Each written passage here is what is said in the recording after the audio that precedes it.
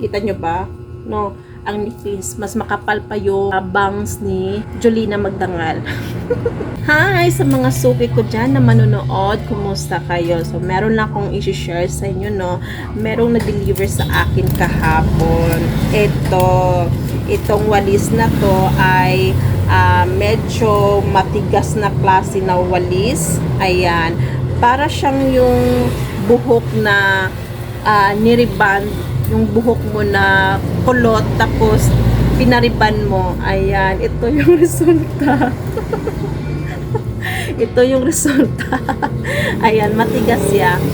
Bagay ito ipangwalis sa mga yung mga rough pa yung rough pa yung sahig nila na semento, 'di ba?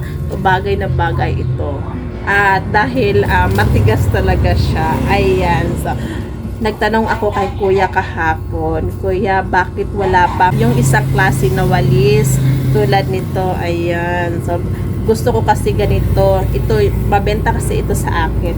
So sabi niya, wala pa daw silang harvest na ganyan. Dahil yung taniman nila na ganito ay buntis pa daw. Tawag sa kanila ay buntis. So sabi ko sa kanya, kuya naman, overpopulated na tayo. May pabuntis-buntis pa yung walis na yan. So, hindi, sabi niya, in-explain niya naman. So, ang ibig sabihin noon ay bagong sibol pa siya. So, hindi pa siya talaga ma-harvest. Alanganin pa siya i-harvest. So, bagong sibol pa siya. Kaya, ayan, walang nagdi-deliver ng ganito kahit sa ibang mga tindahan. Walang halos kang makita. Dito sa amin ha, walang halos ganito na paninda.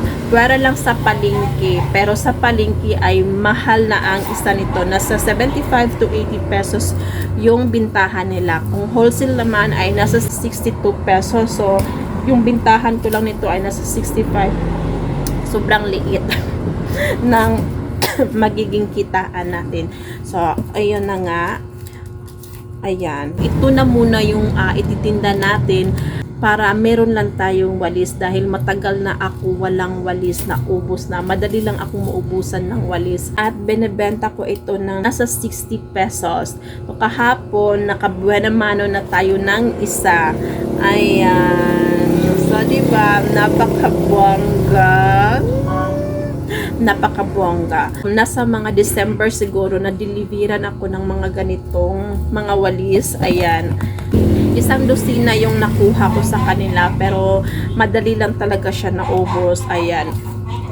So, nung panahon na yon, sasabi sa akin na nag-deliver, nagtanong ako sa kanila bakit ang ninipis na. So, sabi naman niya ay minus daw yung harvest ng kanilang ganito. So, ayan. So, ang ninipis-nipis na talaga. Ayan, oh. Kita nyo ba?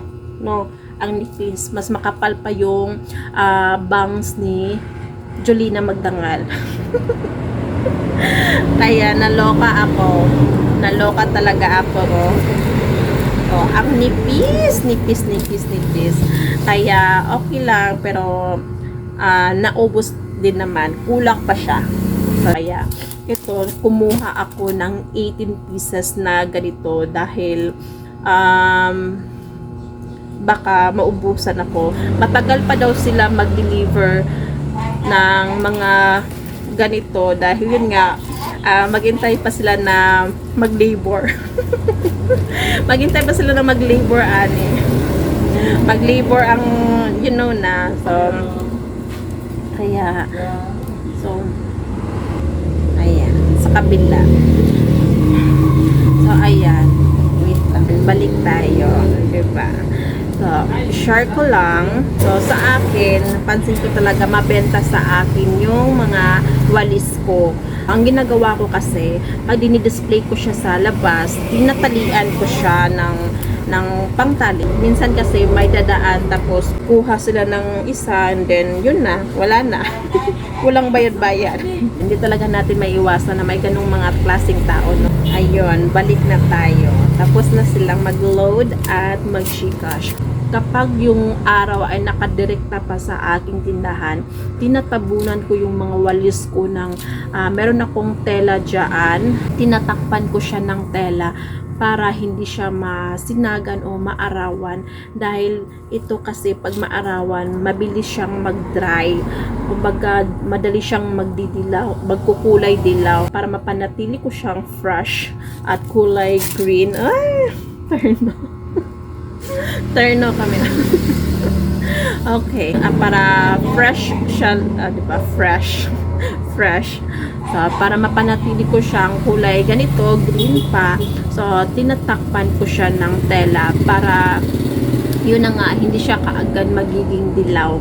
At para 'di ba, makita sa mga customer na bago yung paninda natin na walis, kahit matagal na siyang nakadisplay or ilang araw o isang linggo na siya or 2 linggo o 1 buwan na siyang nakadisplay.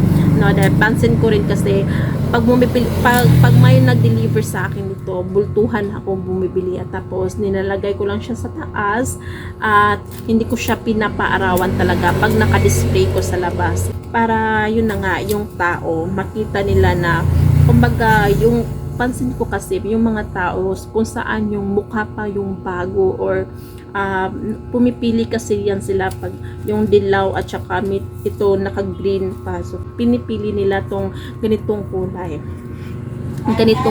dahil gusto nila yung, kumbaga, gusto nila yung matibay-tibay pa, kumbaga, 'di ba? So ayan, so meron kasi akong makita sa mga ibang tindahan na yung mga ganito nila minsan mahirap na siyang ibenta dahil dilaw na talaga siya. So, kaya yun lang yung ma-share ko na tips sa inyo. Dapat alagaan nyo yung mga paninda nyo, kahit kaunti o malaki man yung magiging kitain natin. Dapat bigyan din natin ng halaga na kahit hindi ito napapanis, panatilihin natin na maganda pa rin siyang tingnan para sa ating mga customer, diba? So, ayun lang. So, meron kasing makita din ako sa ibang tindahan na yung mga walis nila nakabilad sa araw. So, madali lang siyang magiging dilaw. Kaya, ayan. So, kahit yung walis tingting ko ay tinatakpan ko talaga ng tela para hindi agad magmukhang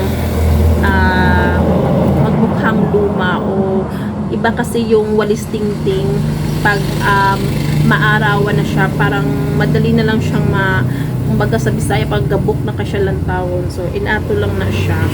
So anawang, so yun lang siguro yung ma-share ko sa mga walis natin, dahil ayan nalingaw ko, natuwa ako sa shinare ni kuya na buntis pa daw ni siya. Oh my god, kunaton pa nila mag-labor. Ano sa ka mag-labor? So matagal pa sila mag-labor nito. So ayun na. So kaya yun lang yung i-share ko sa inyo na about sa walis. Sana makatulong at magiging sana makatulong din sa inyo, 'di ba? Share lang. Okay, so yun na muna. Bye for now. God bless.